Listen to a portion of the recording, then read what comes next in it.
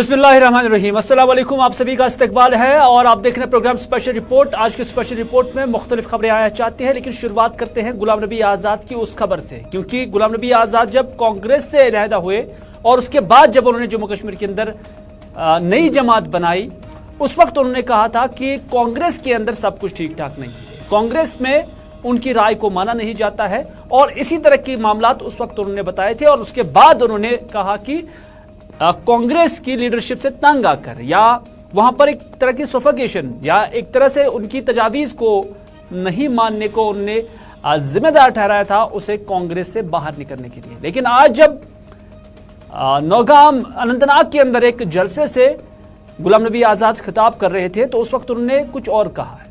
गुलाम नबी आज़ाद ने कहा है कि अगर जम्मू कश्मीर में गवर्नर राज के बदले किसी और जमात की सरकार होती, भले ही वो गुलाम नबी आज़ाद की जमात की सरकार नहीं होती, तो मैं यहां की सियासत में आने का सोचता ही नहीं है।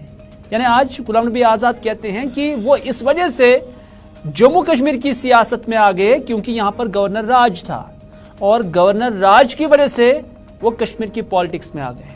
हालांकि जब उन्होंने कांग्रेस से रिजाइन किया था, उस वक्त ये कहा था कि कांग्रेस के अंदर सही तरीके से काम चलता नहीं है, और यही वजह है कि उन्हें कांग्रेस आगे बढ़ते हुए नजर नहीं आ रही है, और इसलिए वो उस पार्टी से इलाहिदा हो गए। आज गुलाम नबी आज़ाद ये भी कहते हैं, हम आपको अब तक पहुंचाएंगे ये खबर, लेकिन गुलाम नबी आज़ाद ने इसी के साथ ये भी कहा कि मुसलसल गवर्नर राज और 3.5 साल पहले जो हुआ, यानी इशारा था 370 एब्रोगेशन का, उसने उसे मजबूर किया है कश्मीर की सियासत ज्वाइन करने का, और इसमें गुलाम नबी आज़ाद को तवक्कात है कि वो कुछ बदलाव ला सकते हैं। लेकिन वक्त वक्त पर गुलाम नबी आज़ाद ने ये बात कही है कि एब्रोगेशन जो हुआ है उससे मौजूदा वक्त में मुल्क का पार्लियामेंट बहाल नहीं कर सकता है, क्योंकि मौजूदा वक्त में या असरे हाजिर में वहां कांग्रेस की सरकार नहीं है, बल्कि भारतीय जनता पार्टी की सरकार है। नंबर 1, उन्होंने ये भी कहा कि जमहूरियत में अफसरों को एमएलए का काम करने का कोई हक नहीं है। जमहूरियत में एमएलए का काम एमएलए का ही होता है, अफसर को नहीं होता है, गुलाम नबी आज़ाद ने कहा। बल्कि उन्होंने कहा कि अफसर कोई चुने हुए नुमाइंदे नहीं होते हैं। ये खास तौर पर गुलाम नबी आवाज की जो ये बात थी, ये जो पैगाम था, वो जम्मू कश्मीर लेफ्टिनेंट गवर्नर इंतजामिया के नाम था, और यहां पर जो मौजूद अफसरान हैं उनके नाम था, और साथ ही साथ गवर्नमेंट ऑफ इंडिया जहां पर भारतीय जनता पार्टी अभी हुकूमत कर रही है उनके नाम भी था। उन्होंने कहा कि अफसर का काम मुंतखबा सरकार के एजेंडे को चलाने का होता है, न कि खुद एमएलए बनकर और मिनिस्टर बनकर काम करने की जरूरत है। ये गुलाम नबी आज़ाद ने कहा। उन्होंने ये भी कहा साथ ही में, मैं किसी गवर्नर या अफसर के खिलाफ नहीं हूं, बल्कि मैं सिस्टम के खिलाफ हूं, क्योंकि यहां पर सिस्टम डिरील हुआ है, यहां पर सही सिस्टम नहीं है, और इस सिस्टम को दुरुस्त करने के लिए गुलाम नबी आज़ाद का कहना है कि उन्होंने बड़ी पार्टी छोड़कर कश्मीर आना मुनासिब समझा है। आज अनंतनाग के अंदर मुख्तलिफ जो सीनियर लीडरान उनके हमरा थे, या रुफका, अभी उनकी जमात का नाम नहीं आया है, लेकिन जो उनके रुफका है उनकी मौजूदगी में स्पीच करते हुए, तकरीर करते हुए गुलाम नबी आज़ाद ने क्या कुछ कहा है, आइए उन्हीं की जुबानी सुनते हैं।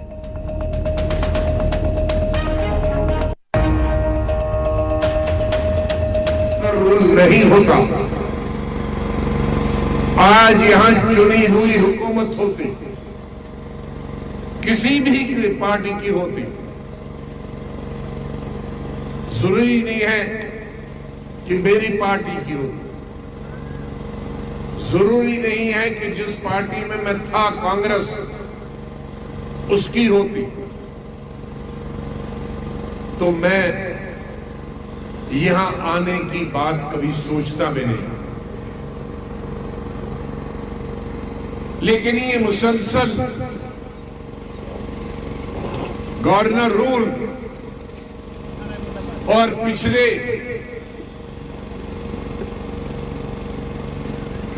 3.5 साल पहले जो यहां हुआ,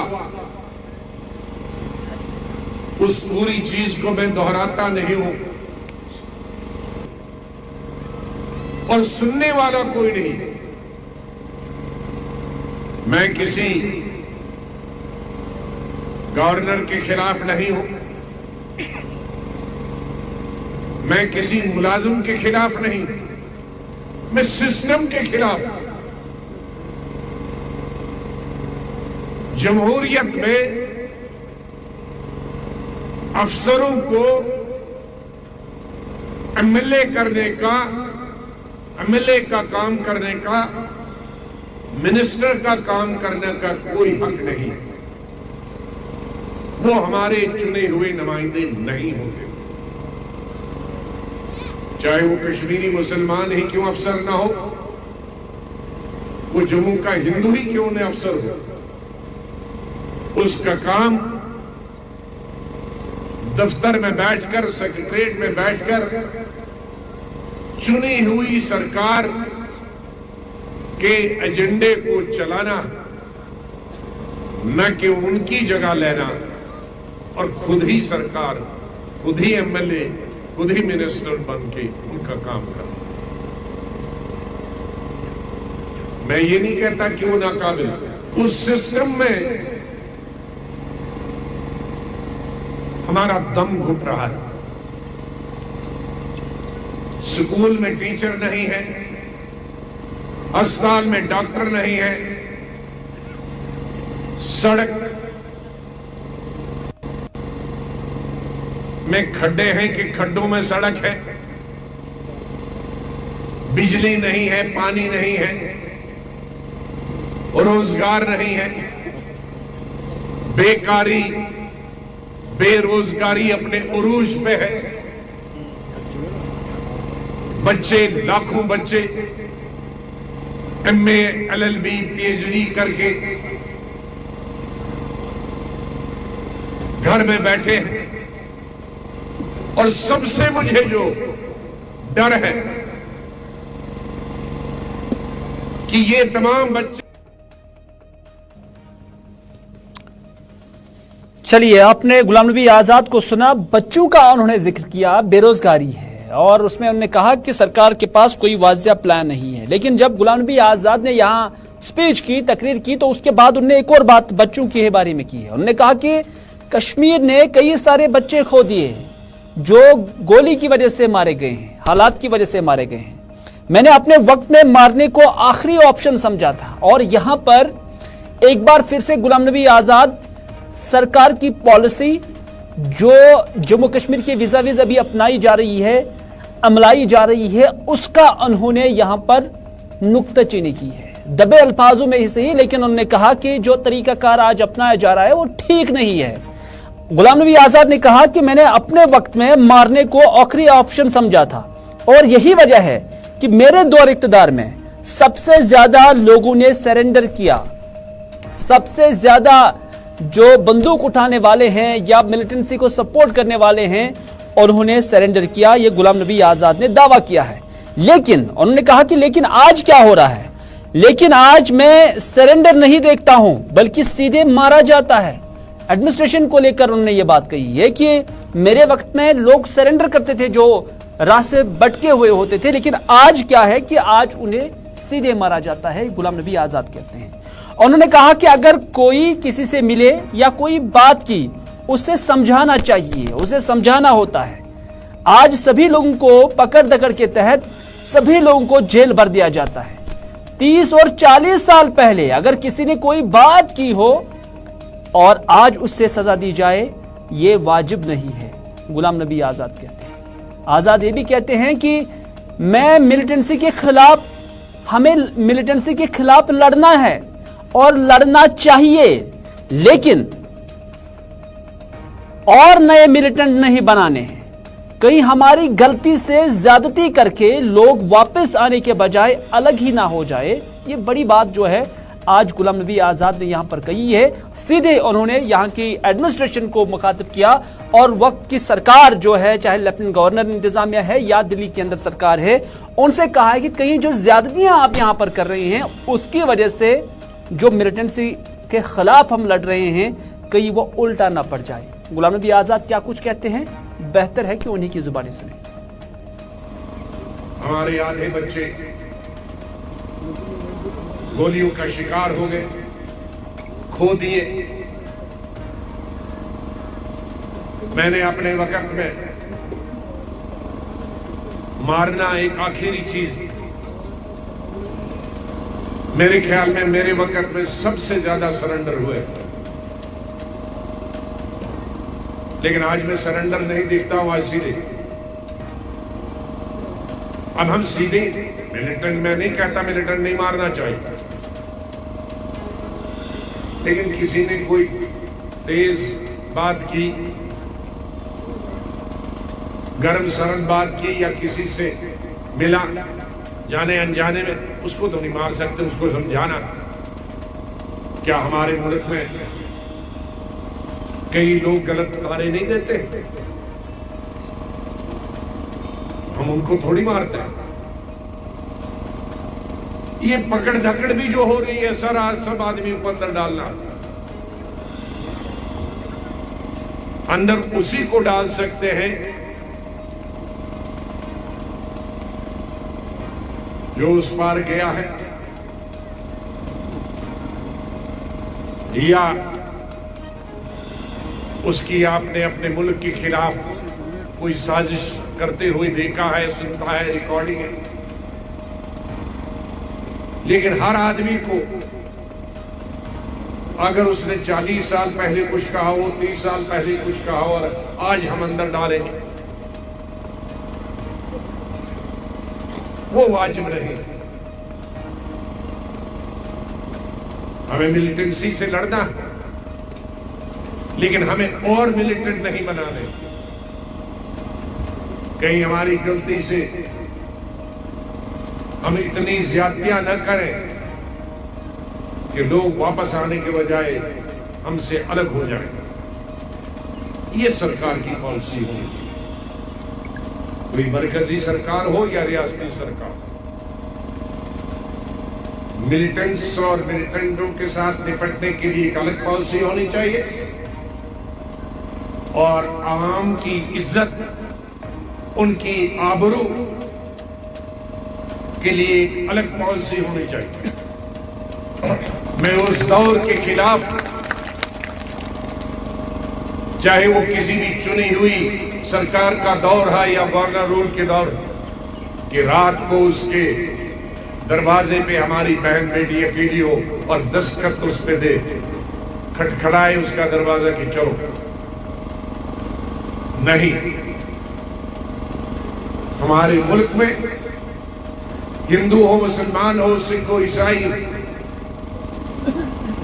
उसको सर उठा के जीने का हक है, और जीने का हक उसे देना चाहिए। ये जमहूरियत है।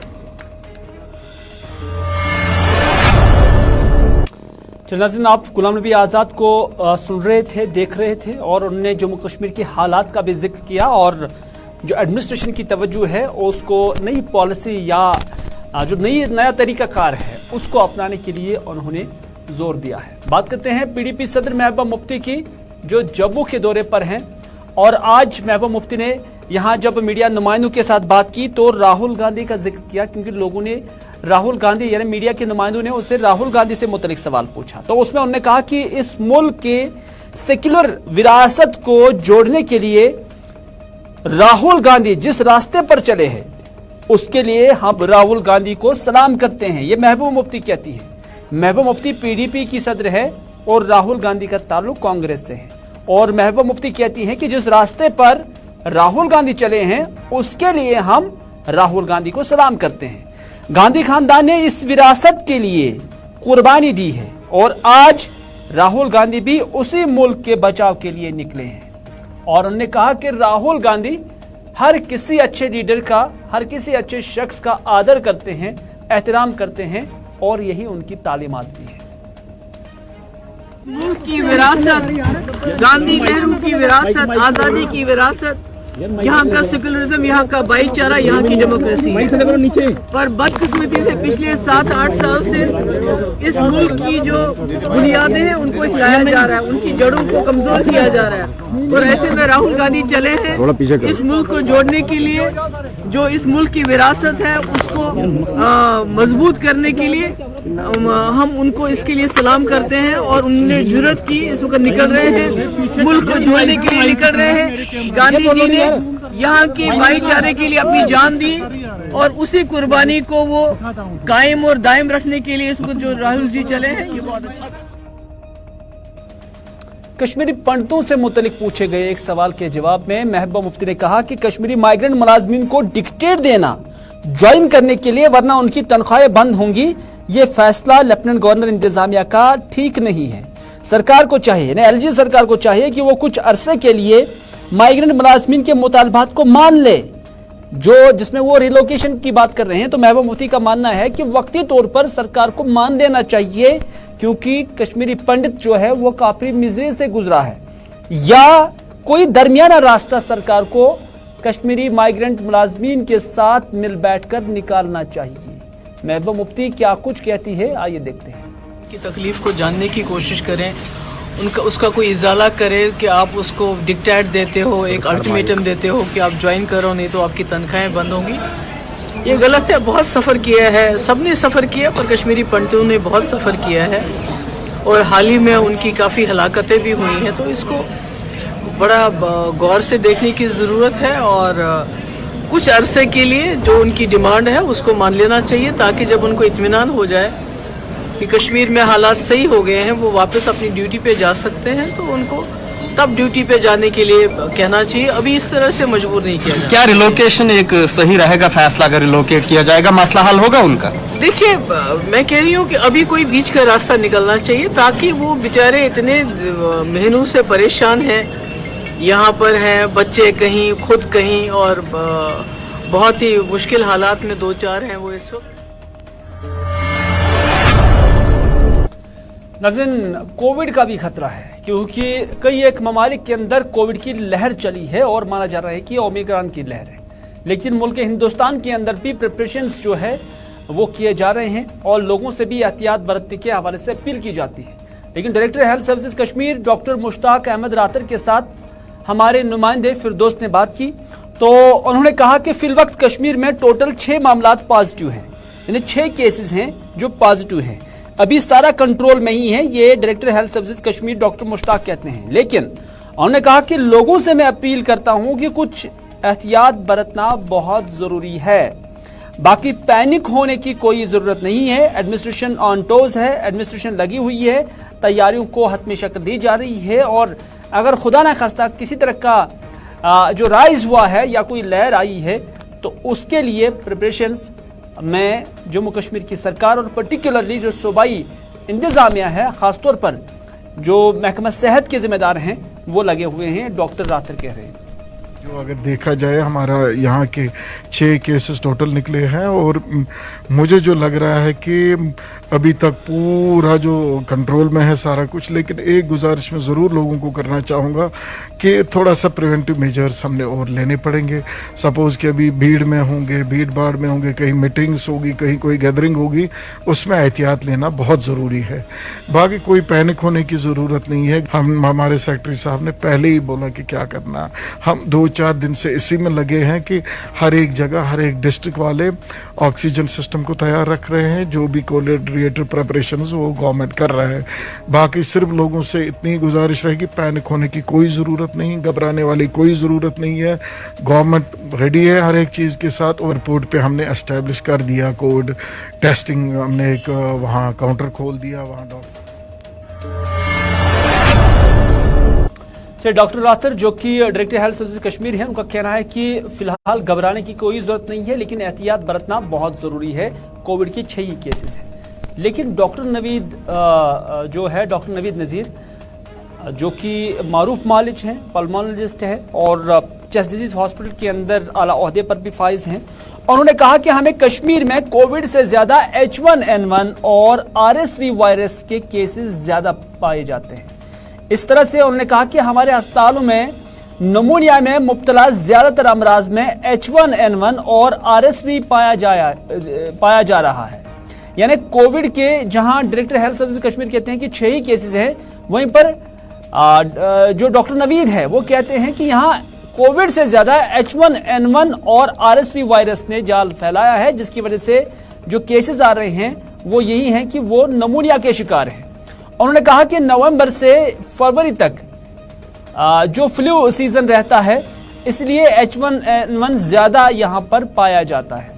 لوگوں نے جو کووڈ کے خلاف احتیاط برتنے کا سلسلہ شروع کیا تھا وہی طریقہ کار ہمیں دوسرے وائرس جس میں H1N1 اور RSV وائرس ہے اس سے بچنے کے لیے بھی وہی طریقہ کار وہی احتیاط اپنانا ہوگا، یہ ڈاکٹر نوید کہتے ہیں۔ جو ہم نے یہاں سے ہمارے پیشنٹس یہاں پہ آتے ہیں، کافی لوگ جو ہے وہ نمونیا کر کے آئے، ہم نے اس کی ٹیسٹنگ کرائی، اس میں کووڈ سے زیادہ ہم نے پایا کہ H1N1 کی کیسز زیادہ تھے یا RSV ایک اور وائرس ہے جس کی وجہ سے نمونیا ہو رہا تھا۔ تو یہ تو ہمارا فلو سیزن ہوتا ہی ہے نومبر ٹل فیب، اور اس میں ہم دیکھتے ہیں کہ سب وائرل انفیکشنز کی جو انسیڈنس ہے وہ بڑھ جاتی ہے، تو H1N1 تو موسٹ کامن ہوتا ہے جو یہ انفیکشن کاز کرتا ہے۔ تو اس کے اگینسٹ ایک تو جو ہم کووڈ اپروپریٹ بیہیویئر اپنا رہے تھے وہی ہم اگر اپنائیں تو اس سے ہمیں باقی وائرل انفیکشنز بھی جو ہے وہ اس سے پریونٹ ہو سکتے ہیں، کیونکہ ہم نے پچھلے 3 سال میں دیکھا جب ہم کووڈ اپروپریٹ بیہیویئر اپنا رہے تھے اس میں وہ انفیکشس ڈیزیز جو باقی جو ریسپریٹری سسٹم کی ہوتی تھی یا الرجیز ہوتی تھی ان کے ایکسسربیشنز بھی ہم نے دیکھا کہ کافی کم تھے اور لوگوں کو ہاسپٹل آنے کی ضرورت نہیں پڑتی تھی۔ تو چونکہ ہم وہ بیہیویئر ترک ہو گیا تو جس کی وجہ سے ہم دیکھ رہے ہیں کہ ان بیماریوں میں بھی کافی اضافہ۔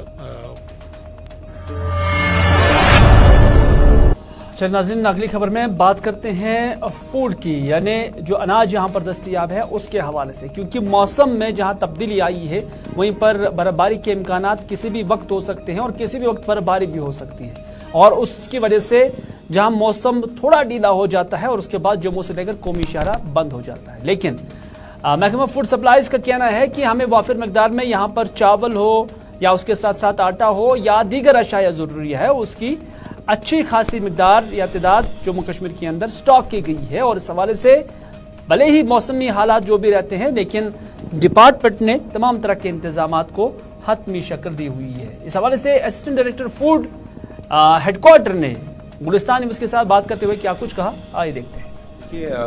جو آپ نے کہا ونٹر ڈمپنگ کے بارے میں آپ نے زیادہ تر ذکر کیا ہے، ہمارے پاس کیرن مسل جو بارڈر ایریاز ہیں ہماری، وہ آئی تھنک جون میں ہی ان کی ونٹر ڈمپنگ ہوتی ہے۔ ونٹر ڈمپنگ ہم نہیں کہیں گے کہ ہم وہاں جو ایریا بند رہتا ہے وہ 6 مہینے کم سے کم بند رہتا ہے، ہم 6 مہینے کا سٹاک ایڈوانس میں وہاں دیتے، وہ آلریڈی ڈمپ ہو چکا ہے، ایون جون تک ادھر مال ہم نے آلریڈی ڈمپ کیا ہے in the month of September only.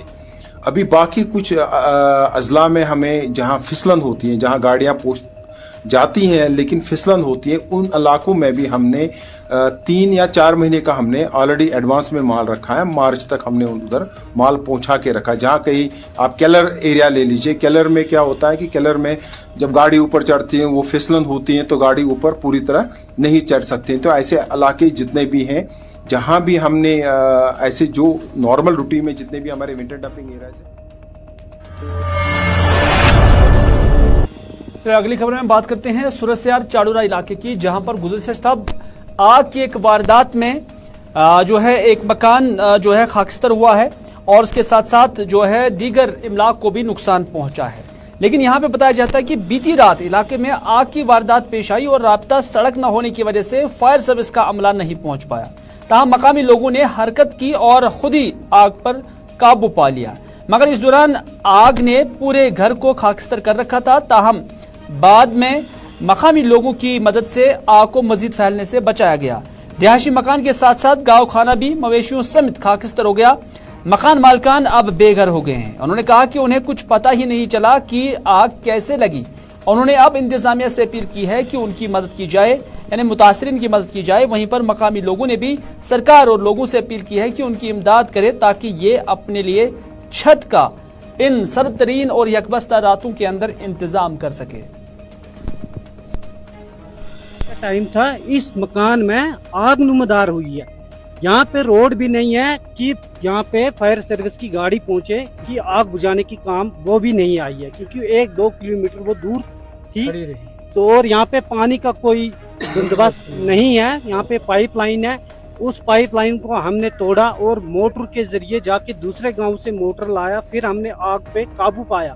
یہاں پہ جو جانور ہے، بھیڑ تھی، بکریاں تھی، گائے تھی، वो भी जल के राख हो गई। गांव शेड था वो भी तबाही शक्कर हो गया। जो इनका ये राशन है, चावल था, दाई थी, कनक थी और ये मक्की, आप खुद दे सकते हो कि सब जल के राख हो गया। इनके पास कोई सहारा है नहीं।